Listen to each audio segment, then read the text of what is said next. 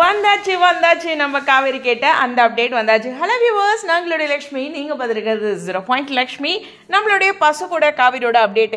காவேரியோட costume வந்து இன்னைக்கு வந்து அந்த காஸ்டியூமோட கண்டினியூட்டி தான். ஆனால் ரமேஷ் அவர்கள் என்ன சொல்லியிருக்காங்கன்னா, ப்ளீஸ் ப்ளீஸ் ப்ளீஸ் கூல்டா guys, please console her on behalf of me அப்படின்னு.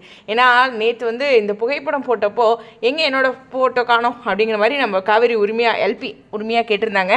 அதனால தான் இந்த மாதிரி சொல்லியிருப்பாங்க.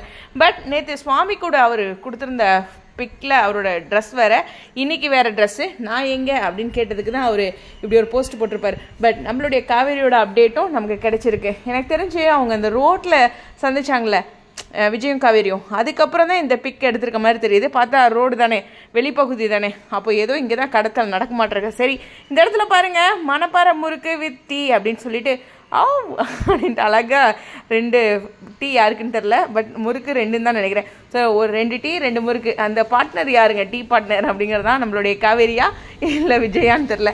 எனிவேஸ், இந்த இடத்துல ஏதோ ஒரு சம்பவம் இருக்குது இல்லையா. நம்ம விஜய் காவேரியும் ரோட்டில் சந்திக்கிற மாதிரி தான் நம்ம டேரக்டர் அப்டேட் கொடுத்துருந்தாரு.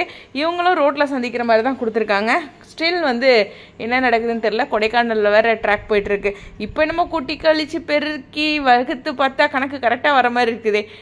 என்ன சொல்கிறது, கிட்னாப்பை தான் சொல்கிறேன். சரி, பார்ப்போம் என்னவா நடக்குதுன்ட்டு.